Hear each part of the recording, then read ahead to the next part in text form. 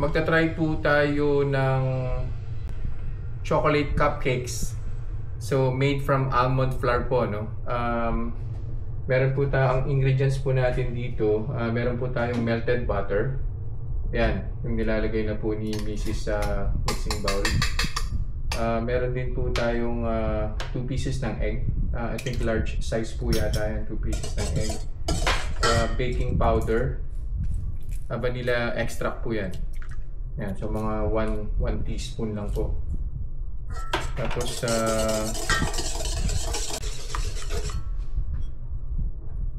Tapos meron po tayo nung cocoa powder. So I think it's the same brand, yung Goya po yan, no? Yung ginamit din po natin dun sa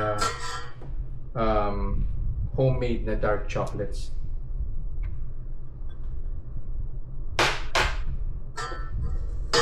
Then yung almond flour.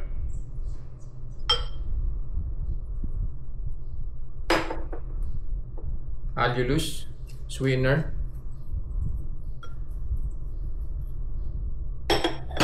Tapos yung baking powder. So sobrang simple lang po ng ingredients, kakaunti lang po siya. Again, no, yung recipe, isasama ko po yan dun sa pag-post po ng video.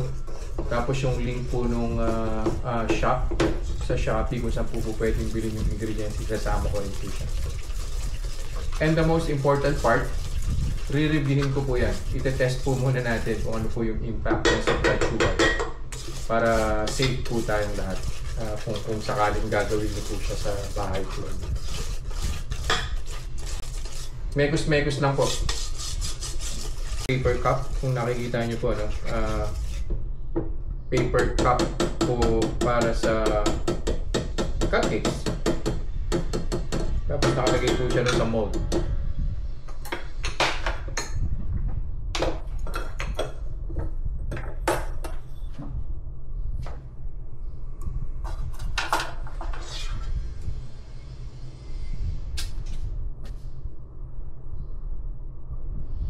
Pwede po siyang i-oven. Yung oven naka-preheat na po ng 350 degrees for like 4 to 5 minutes. Tapos tsaka po siya isasalang.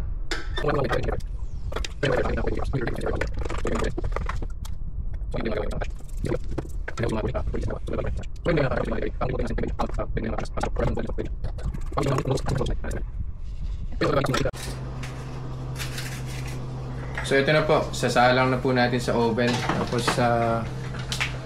we'll keep it inside the oven for 15 minutes po. Tapos we'll be back and check kung okay na po siya. Mukhang okay na po yung binibake, no? So sabi po ni Mrs. i-check daw po ng toothpick. Yan.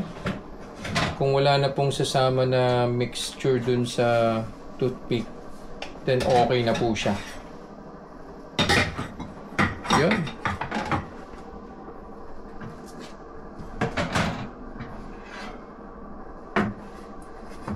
Yun, umalis na naman po siya, no? So, yeah. Mukha naman pala siya talagang cupcake.